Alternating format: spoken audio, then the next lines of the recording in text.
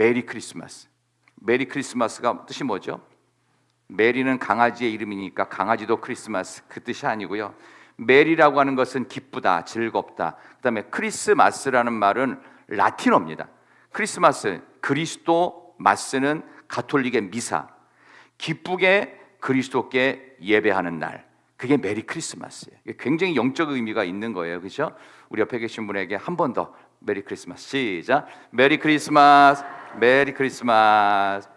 이 성탄의 절기에는 전쟁도 잠깐 멈출 정도로 온 세상에 진정한 평화의 왕으로 오신 예수님의 탄생을 축하하는 귀한 절기가 되시기를 바라면서 오늘 데살로니가 전서 말씀을 제가 일부러 고른 이유가 있습니다. 저는 10년 이상 성경을 매일 강해 설교를 해서 창세기부터 요한계시록까지 한 2번 이상 설교를 쭉 해왔던 것 같아요.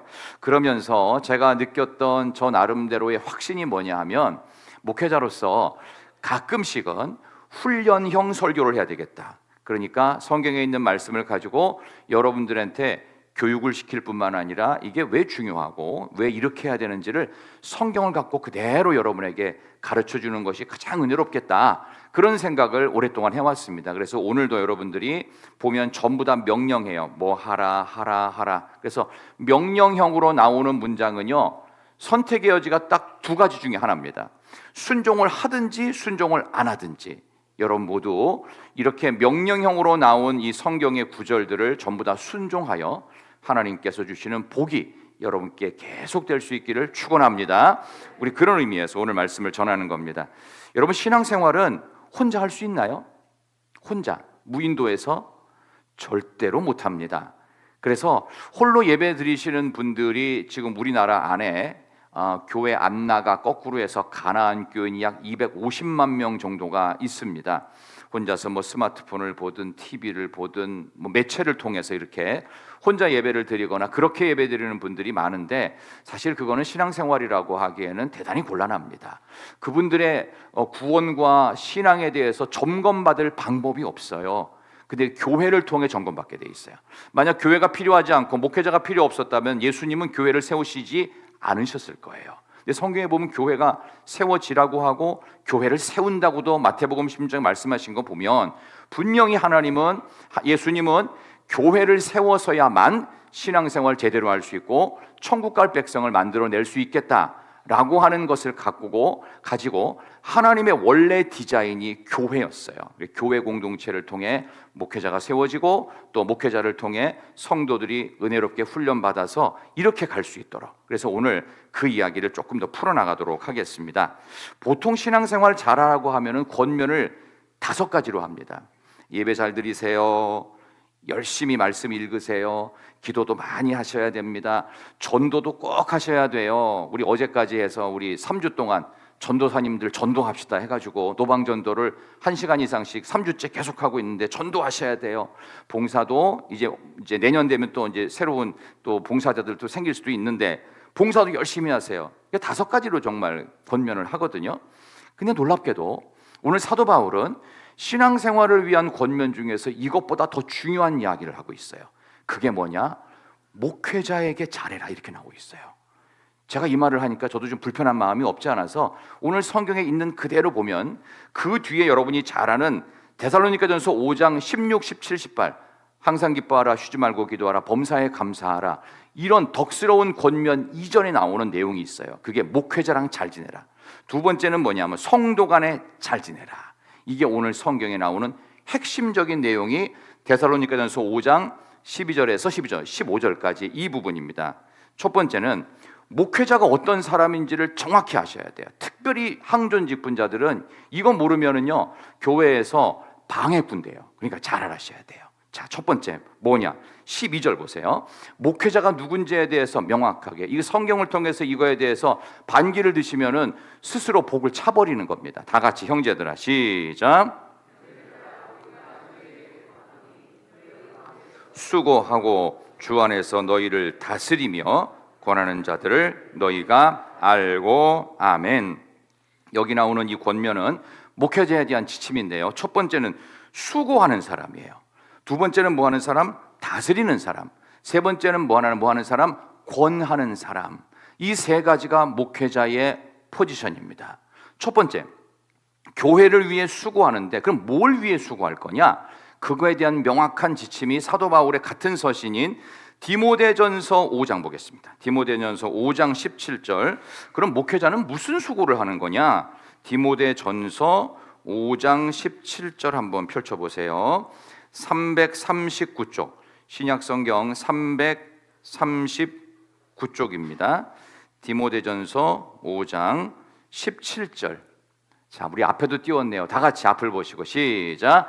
잘 다스리는 장로들은 배나 존경할 자로 알되 말씀과 가르침에 수고하는 이들에게는 더욱 그리할 것이니라. 아멘. 뭐에 수고해요? 말씀과 가르침에. 그러니까 목회자는 말씀을 잘 준비해서 잘 가르치는 자입니다. 그게 목회자예요. 이거 못하면요, 목회자로서 자격이 없다라고 스스로 인정하는 겁니다. 그래서 무조건 설교 잘해야 돼요. 이거는 뭐 두말할 여지가 없어요. 왜냐하면 설교권은 오직 목회자에게만 있기 때문에 그렇습니다. 목회자가 장로일까요, 아닐까요? 장로 맞습니다. 목회자는 장로인데 플러스 하나 권한이 더 있어요. 그게 설교권입니다. 그리고 세례와 성찬을 집례할 권한이 같이 주어져 있어요. 그래서 목회자가 갖고 있는 가장 중요한 수고가 뭐냐? 말씀을 연구하고 말씀을 잘 가르쳐야 될 책임이 있어요. 이거를 망각하면 안 돼요. 그래서 목회자가 가장 게으를 때 설교하기가 싫어. 그럼 그만해야 돼. 싫어도 무조건 해야 되는 거예요. 무조건 준비해야 되는 거예요. 그래서 설교 준비하는 일에 있어서는 정말 생명을 걸어야 된다. 이게 목회자가 해야 될 가장 중요한 첫 번째 수고. 목회자는 말씀을 준비하고 가르치는 일을 위해 수고하는 자다. 그런 점에서 이것이 대충 되어진다. 그러면 가짜가 되겠죠. 가짜가 되지 않도록 여러분들이 저를 위해서도 같이 기도해 주시고 말씀 잘 전할 수 있도록 함께 기도해 주시기를 다시 한번 부탁을 드립니다. 목회자 말씀 잘 준비하고 전하는 자입니다. 여러분, 목회자가 필요한 이유가 몇 가지가 있는데요. 데살로니가전서 2장에도 사도행전 8장에도 나오는데 목회자가 필요한 이유는 성경을 여러분이 각자 갖고 있는 성경 읽을 수 있어요. 근데 이거를 해석해 줘야 돼요. 이 해석은 전문적인 공부를 하지 않으면 해석하기가 대단히 어렵습니다. 그래서 목회자가 성경을 해석해야 될 책임이 있습니다.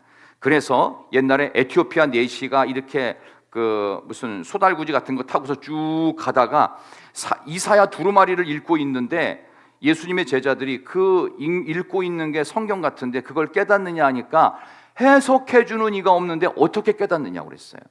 이해가 안 되는 거예요. 그게 도무지. 그래서 그걸 단순히 무슨 문학적으로 이해해도 안 되고요. 거기에 깔려 있는 시대 상황이라든가 그다음에 성경적인, 그리고 성경으로 원래 푸는 거예요. 그것들을 목회자만이 알 수 있어요. 그래서 목회자는 성경을 해석해주고 성경을 잘 가르쳐주는 자다. 이 일에 우리 전도사님들이 충성하고 있는 것입니다. 그런 점에서 성경을 풀어주는 역할이 있고, 그 다음에 목회자가 이렇게 말씀 사역에 집중을 하면, 말씀을 가르치는 데 집중을 하면 일어나는 결과가 있습니다. 그게 뭐냐? 사도행전 6장 7절에 보면 말씀이 점점 왕성하여 가매 제자의 수가 심히 많아졌다. 부흥은 말씀에 감동받아서 뜨거워질 때 부흥이 오는 거예요. 찬양과 기도가 뜨거워질 때 부흥이 오는 게 아니고, 그것도 필요하지만 근본적으로 말씀이 왕성해져서 가슴이 뜨거워졌을 때, 엠마오로 가던 두 제자가 예수님께서 나중에 예수님이라는 사실을 처음에 몰랐다가 알게 되는 순간이 어디였어요? 말씀을 풀어주실 때에 가슴이 뜨겁지 아니하더냐. 그때부터 이미 전조 증상, 그 다음에 지난번에 설교했던 것처럼 떡을 들어서 축사하시면서 십자가 못자국 보여주시죠. 확신한 거예요. 가슴을 뜨겁게 해주셨던 예수님, 그리고 그분이 유일하게 우리에게 십자가에 못 박히시면서 살아나신 부활의 주님이라는 거. 그래서 제자들이 예수님께 돌아오잖아요. 그런 역할, 그게 바로 목회자 역할이다. 그래서 여러분들이 목회자에 대한 부분을 정확히 이해해 주셔야 돼요. 목회자가 성도에게 줄 수 있는 최고의 사랑은 뭐냐? 목사님이 밥을 많이 사줘, 필요할 때마다 해줘, 이게 아닙니다. 목회자가 여러분을 사랑할 수 있는 최고의 방법은요, 말씀을 잘 풀어주는 거예요. 이게 성경적으로 맞습니다. 어떤 좀 이상한 부류의 교회들이 있어요. 소위 개혁을 부르짖는 교회들이, 이런 분들이 있는데 좀 조심하셔야 됩니다. 우리 교회는 목사님 필요 없어. 평신도들끼리도 성경 읽고 우리가 깨달은 말을 돌아가면서 말씀 전하면 돼. 이런 분들이 있어요. 그래서 우리나라에도 그런 교회가 서울 경기권에 몇 군데 있고요. 미국에도 꽤 있습니다. 제가 알고도 있어요. 어떤 교회인지. 근데 웃기는 게 뭐냐? 목사님이 없잖아요. 그럼 교회 이름을 뭘로 줘야 되겠어요? 교회 이름이 양들의 교회. 그러니까 목사는 없어요. 양들의 교회. 좀 우스갯소리가 아닌 실제로 그런 교회가 있습니다. 성도들이 매주 설교를 돌아가면서 합니다. 근데 잘 보세요. 설교 매주마다 여러분 돌아가면서 하실 수 있어요? 연구할 시간이 있어요? 그거에 대해서 검증받을 만한 어떤 그런 게 있나요? 그러니까 못해요. 그러면 특정인이 평신도 중에 설교를 독점하게 됩니다. 어떤 사람일까요? 공부 좀 했다는 사람들, 의사들이나 교수들이나 판사들이나 뭐 법조인들이나 무슨 세무사나 말깨나 하는 사람들이 돌아가면서 독점하게 됩니다. 근데 그분들이 검증이 됐나요? 검증이 안 됐죠. 요즘은 무슨 음반 기획사 누가 설교한다고 그러는데 가짜입니다. 믿으시면 안 돼요. 넘어가면 안 됩니다. 결국은 설교가 누구에게 특정인에게 독점되면서 결국 어떻게 해요? 그 사람들도 목사가 또 돼요. 공부해가지고. 결국 이런 악순환을 왜 만드냐고요. 엉뚱한 이야기입니다. 엉뚱한 이야기. 본인들이 보기에는 목사님들이 본인보다 공부를 덜 한 것 같아서 약간 우스워 보이죠. 내가 말을 목사님보다 훨씬 더 유창하게 잘할 것 같죠. 그렇다고 목사가 되는 게 아닙니다. 목회자는 하나님이 세우신 겁니다. 이 부분을 명확하게 이해하시면 좋겠어요. 우시야 왕 아세요? 우시야 왕. 옛날 우리 또 남북 그 분열 왕기로 넘어가는데 남유다 우시야 왕은 하나님의 기이하신 형통케 하심으로 그는 굉장히 잘 됐습니다. 강성했습니다. 대외적으로는요 나라가 부강했고요, 대내적으로는요 정치, 경제, 사회, 문화 모든 면이 안정되고 돈을 많이 벌었던 나라를 만든 사람이 우시야 왕인데, 이 우시야 왕이 너무 잘 되니까 본인이 착각을 한 거예요. 제사장들이 하는 예배까지 본인이 집례하려고 그랬어요. 그래서 성경에 보면은 이 부분을 명확히 얘기하는데요, 역대하 28장 16절에서 19절을 보니까 그는 강성하여 마음이 교만했고 범죄하여, 잘 들으세요, 범죄하여 성전에 들어가 향단에 분향했다. 향단에 분향하는 건 제사장만 하도록 하나님께서 모세를 통해 정확하게 규정하신 거예요. 근데 그걸 누가 했어요? 정치인, 왕이 했다고요. 그랬더니 제사장 중에서 아사랴가 여호와의 용맹한 제사장 80명과 함께 분향하는 일은 왕이 할 바 아닙니다. 구별함을 받은 아론의 자손 제사장들이 할 바니 성소에서 왕은 나가소서, 쫓아버립니다. 그랬더니 향단을 잡고 있던 이 우시야 왕이 어떻게 했는지 아세요? 기분이 나빠지고 분노를 바라면서 말도 안 되는 소리 하지 마 이러면서 화를 확 낼 때 우시야 왕의 이마에 나병이 생겼습니다. 불치병입니다. 죽이십니다. 이거는요 절대로 하시면 안 돼요. 그래서 이 목회자가 해야 될 영역을 침범하는 순간 교회는 어려워집니다. 이거 침범하는 노회 많습니다. 우리나라 통합층 노회 안에 수십 개가 있어요. 그 중에 이런 일을 하는 데가 90%입니다. 우리 교회는 너무 감사한 거예요. 제가 와보고 깜짝 놀란 게 이거였어요. 어떻게 이게 만들어졌을까 싶을 정도로 정말로 우리 경북노회 안에서도 우리 교회, 경북노회 아는 목사님들 있으면 물어보세요. 우리 희락교회 분위기 좋기로 소문나 있습니다. 왠지 아세요? 목회자 영역을 절대 침범하지 않습니다. 이거는 목사가 잘나서 그런 게 아니에요. 목사가 똑똑해서 그런 것도 아니에요. 목사가 아무리 말을 잘해서 그런 게 아니에요. 성경대로 왔기 때문이다. 너무 감사한 거예요. 너무 감사한 거. 이거를 못 지켜 한번 이렇게 넘어오잖아요. 나중에 못 돌아갑니다. 그래서 오늘 성경에 나온 그대로 말씀과 기도에 수고하는 자로 목회자가 세워졌음을 인정하시기를 진심으로 소망합니다. 두 번째, 목회자는 뭐 하는 거냐? 주 안에서 성도를 다스리는 자예요. 다스리도록 앞에 세워진 사람이 목회자다. 여기 오늘 말씀을 보니까요, 두 번째, 너희를 다스리며 나오죠. 다스리며라는 헬라어 동사를 보니까 프로히스테미, 프로라는 말은 앞에, 히스테미는 세웠다.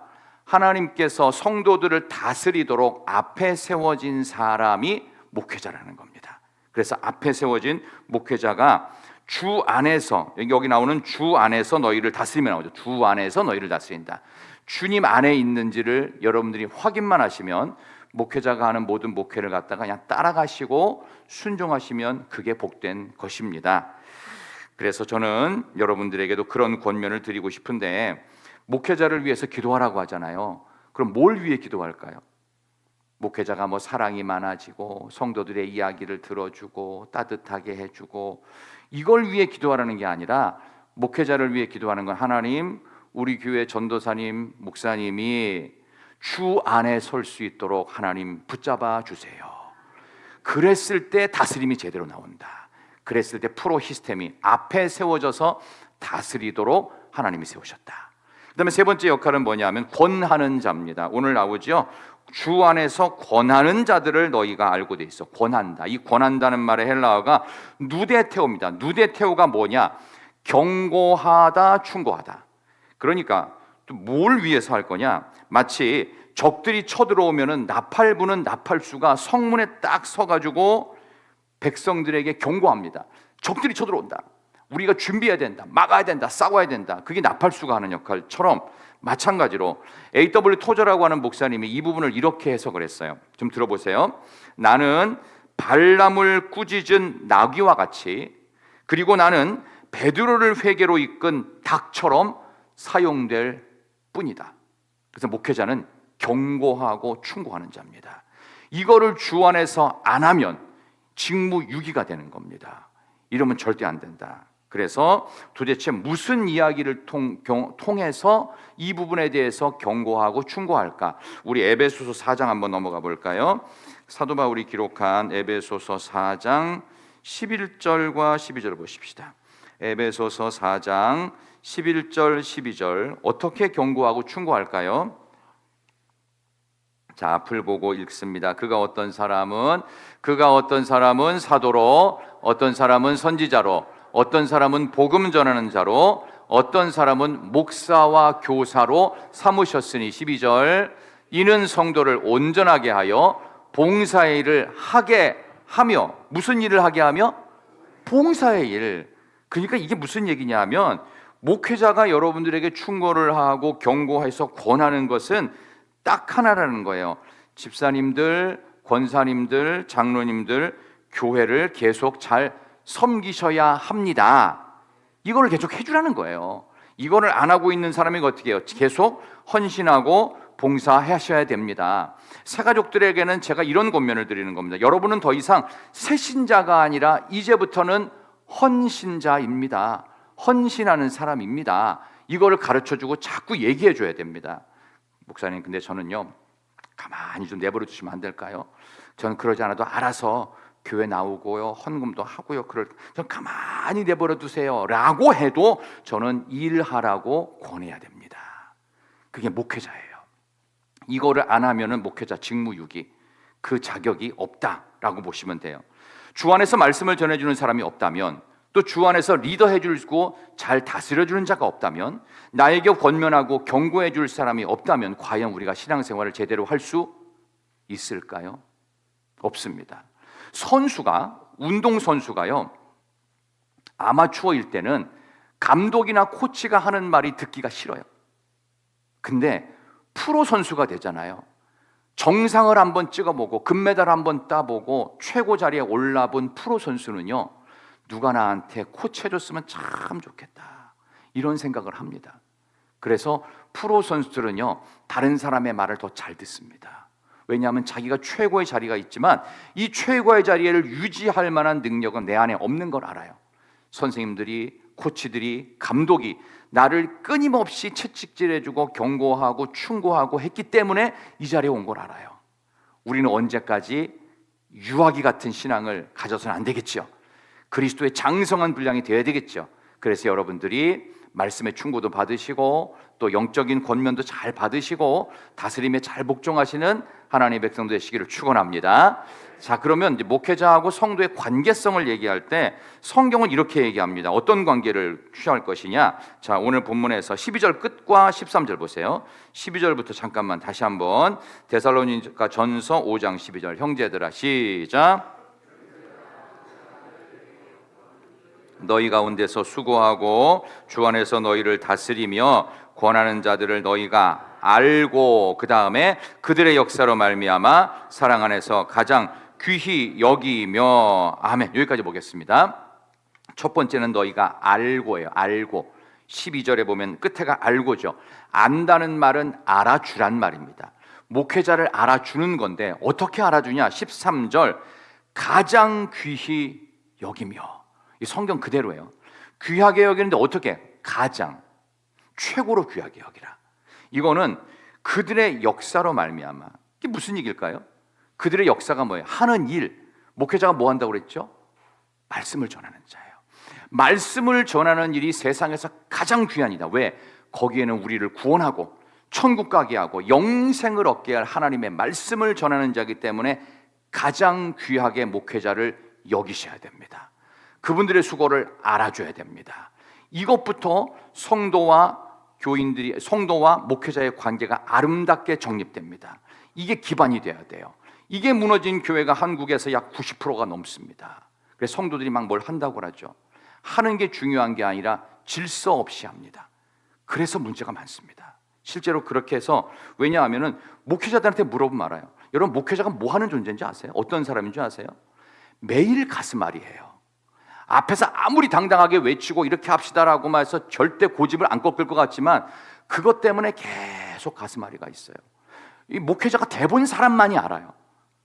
신학생이 돼도 아직은 잘은 몰라요. 그런데 목회자가 딱 되는 순간 엄청난 책임감과 중압감의 스트레스가 무지무지합니다. 목회자가 가장 많이 걸리는 병이 뭔지 아세요? 우울증과 공황장애입니다.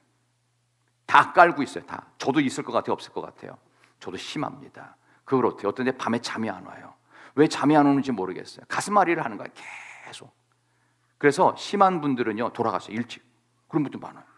근데 우리 교회가 그런 점에서 제가 좀 장수할 것 같은 감사한 마음이 들 정도로 너무 감사해요. 너무 감사하고. 그런데 제 본심은 항상 가슴앓이를 합니다. 밤잠 못 이루는 적이 생각보다 많더라고요. 아니, 나는 안 그런 줄 알았거든요. 근데 목회를 해보니까 이게 그렇게 될 수가 없는 거예요. 아무리 뭐 세게 말을 했어도 늘 가슴앓이가 있어요. 그런 점에서 귀하고 사랑하는 성도 여러분, 목회자를 좀 제발 귀하게 여겨주십시오. 그리고 우리 전도사님들이 아무리 젊고 그래도 전도사 하지 말고 전도사님, 목사님 좀 붙여주세요. 왜냐하면 이거 젊은 사람들이 보고요 자녀들이 듣습니다. 그러니까 제발 그런 부분들 좀 귀하게 여겨주시고, 좀 어떤 분이 저한테 이제 옛날에 그런 권면을 하시더라고요. 목사님, 어디 나가서 좀 기분 안 좋은 누군가 있으면 그래도 무슨 집사 무슨 권사 하지 마. 님자 꼭 붙여야 돼. 그 말이 나중에 올무가 된다. 이런 얘기를 하는데 저 뜨끔한 거예요. 그래서 제가 꽤 옛날 얘기거든요. 제가 목사 안수 받고 얼마 안 됐으니까 벌써 20년 전 얘기입니다. 아, 그렇다, 맞다. 이거 사람들이 들을 뿐만 아니라 젊은 애들, 자녀들이 들을 수도 있고, 또 믿지 않는 사람이 들으면 뭐라고 하겠냐. 예수 믿는 것들은 지네들끼리 반말하더라. 그럼 얼마나 상처가 되고 얼마나 제가 실족하는 게 되겠어요. 그러니까 여러분들 서로 존중하셔야 돼요. 근데 알아주고 귀하게 여기는데 한국교회 이상한 현상 하나 말씀드릴게요.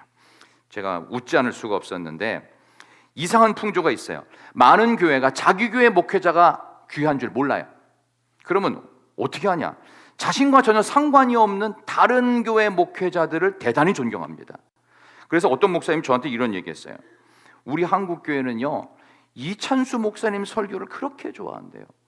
저는 이찬수 목사님은 조금 더 괜찮게 생겼어요. 정찬수. 그 다음에 유기성 목사님 설교를 그렇게 은혜를 받는다는 거예요. 그래서 심지어는 한국교회 목회의 절반은 이찬수, 유기성 목사가 다 한대요. 왜? 집에 가가지고 설교 잔뜩 듣고 와가지고 집에서 유기성 목사님 설교 틀어놓고 있대. 이찬수 목사님 설교 또 틀어놓는데요. 제가 이찬수 목사님 다니는 교회 우리 동생이 다니기 때문에 더 이상 말하면 안 될 것 같아. 어쨌든 그렇다는 거예요. 근데 여러분 잘 생각해 보세요. 다른 교회 목사님들이 여러분을 위해 기도합니까? 여러분을 위해 준비하는 말씀이 아니에요. 여러분을 위해서 준비되어진 말씀과 기도는 제가 하고 우리 전사님들이 합니다. 그러니까 내 교회 목회자를 소중한 줄 알아야 돼요. 제가 잠언에서 너무 놀라운 말씀 발견한 게 있어서 좀 말씀드릴게요. 잠언 17장 24절 찾아봅시다. 잠언 17장 24절. 잠언 17장 24절 보세요. 여기 이 말씀 정말 언더라인 줄 한번 그어보세요. 잠언 17장 24절. 구약성경 930쪽. 우리 방송실 빨라요. 감사합니다. 우리 잠언 17장 24절 한 번만 찾아봅시다. 여러분의 성경으로 잠언 17장 24절 지혜는 이렇게 나오죠. 한번 다 같이 읽습니다. 시작. 눈을 땅 끝에 두느니라. 아멘. 땅 끝에 눈을 두는 사람을 미련한 자라고 합니다. 이게 무슨 얘기냐? 저기 오지에서 고생하시는 선교사님들 너무 귀해요. 귀합니다. 그리고 또 저쪽 다른 쪽에서 목회하시는 그 목사님들 너무 멋있어 보이고 존경스러워 보여요. 그렇죠? 그거 맞아요. 근데 정작 내가 섬기는, 내가 다니는 교회 목회자가 귀하게 보이나요? 별로 안 귀해 보이더라고요. 저도 신학생 시절에 그걸 느꼈어요. 근데 제가 딱 전도사가 되는 그 순간부터 내가 섬기는 교회, 내가 모시고 있는 담임 목사님이 너무 귀한 거예요. 그분들이 없다면 사실 우리는 신앙생활을 못합니다. 근데 그것을 성경에서는 분명히 얘기하고 있죠. 그래서 눈을 땅 끝에 두지 말라고. 가장 가까운 곳을 소중하게 여겨라. 자꾸 땅 끝에 두는 건 미련한 거다. 그래서 여러분들 오늘 이 이야기를 여러분들이 훈련형 설교를 들으셔서 우리 교회 안에서 이게 성탄의 절기에 특별히 이 분위기 참 좋을 때 여러분들 마음속에 이 부분들을 잘 마음속에 간직하시기를 소망합니다. 특별히 목회자는요, 학위가 그렇게 중요하지 않습니다. 뭐 물론 공부는 했지만 기본 이상 안 해도 큰 문제 없습니다. 한번 그림 하나 보여주실래요? 우리 학위가 몇 개가 있는데 이런 게 있었어요. 자, BA부터 한번 보여주시겠어요? BA가 나오고, 자, BA, MA, BA는 이제 학사를 말하는 거고, MA는 마스터니까 석사고, THD나 PhD는 신학 박사하고 철학 박사입니다. 근데 BA가 버철러니까 이걸 갖다가 어떤 분이 잘 풀었어요. 여러분 영어 잘하시니까 한번 같이 해볼까요? BA가 뭐라고요? 시작. Born again. 거듭난 사람이 목사입니다. Born again. 그러니까 학사가 아니라 거듭난 사람. MA는 이 교육학 석사거든요. MA를 얘기할 때 영어로 make a new, 새로워진 사람. 거듭난 사람, 새로워진 사람이 목회자입니다. 그 다음에 THD는 thanks him daily. 이게 신학 박사가 아니고 하나님께 매일 감사하는 자. 그 다음 PhD는 철학 박사가 아니고 praise him daily. 매일 찬양하는 자. 이게 목회자예요. 학위를 받았어도 이것을 명심해야 된다. 그래서 우리 전도사님들은 전부 다 이제 학사학위 이상 석사학위 받고 했는데 이건 어떻게 해요? 거듭난 사람, 새로워진 사람. 이렇게 보면 좋을 것 같습니다. 자, 그림을 거두셔도 되겠습니다. 그리고 목회자랑 화목하시면 됩니다. 목회자를 귀하게 여기는 것 중에 이런 우스운 얘기가 있죠. 여러분이 만약에 딸내미가, 여러분의 딸들이 사윗감을 데리고 왔어요. 자, 의사예요. 의사. 사윗감이 의사예요. 어떠세요? 할렐루야, 할렐루야. 얼마나 괜찮죠? 그 다음에 데리고 왔는데 변호사고 검사예요. 아유, 너무 감사하죠. 막 그런 생각. 왜? 이것 때문에. 자, 근데요, 딸내미가 데리고 왔는데 의사도 아니고 변호사도 판사도 아니고 전도사야. 그럼 여러분 어떻게 생각하세요? 우짜스까이. 큰일 나버렸네. 이런 생각을 혹시 하시지 마세요. 그래서 미국에서는요, 가장 공부 잘하고 똑똑한 아들을 어디 보내는 줄 아세요? 하버드를 보냅니다. 하버드가 원래 신학교였습니다. 하버드 신학교였어요. 그래서 하버드가 지금 그 영성적 전통을 갖고 지금은 하버드 유니버시티가 됐죠. 전 세계 최고의 대학이 됐죠. 그래서 여러분들 목회자를 귀하게 하는 것은 그 사람의 능력이나 그것이 아니라 말씀을 전하기 때문에, 생명이 나가기 때문에, 그리고 하나님이 다스리도록 앞에 세워줬기 때문에, 그리고 또 하나는 뭐라고 그랬죠? 세 번째가 여러분들에게 있어서 세 번째 가장 중요한 것도 있었죠. 권면하는 자. 그렇게 하시지 말고 충성하시고 봉사하고 믿음 생활 잘 하셔야 됩니다. 이거기 때문에 소중하다. 이제 마지막으로 성도 간에는 어떻게 지내야 될 것인가? 요거 말씀드려요. 14, 15절입니다. 한번 같이 보겠습니다. 14, 15절 마지막. 또 형제들아 시작.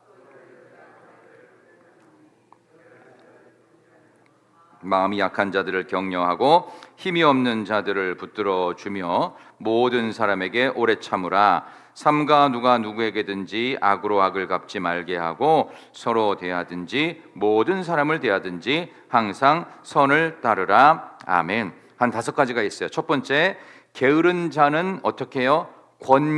권계라는 말은 원, 경고하다는 뜻입니다. 그러니까 믿음 생활은 나 혼자 잘 지내는 게 아니라 옆에 주변도 돌아봐야 돼요. 주변 살피기도 같이 들어가야 돼요. 교회 안에 게을러서 신앙생활을 잘 못하시는 분이 주변에 있으면요, 그냥 두시면 성도의 책임을 망각하는 겁니다. 어떻게 해야 돼요? 우리 더 열심히 섬겨야지, 더 섬겨야지. 그래서 혹시 이제 오늘 저녁에 이제 기관장 회의, 기관장 모임을 할 텐데 기관장이 되신 분들은 우리 회원들을 더 신앙생활 잘할 수 있도록 자꾸 열심히 격려해 주셔야 됩니다. 두 번째는 뭐냐? 마음이 약한 자는 어떻게 해요? 격려하라. 마음이 약할 때는 어떻게 해야 돼요? 경고하면 안 되고 격려해야 됩니다. 격려는 용기를 북돋아 주다, 그런 뜻입니다. 그래서 좋은 교회는 어떤 교회냐?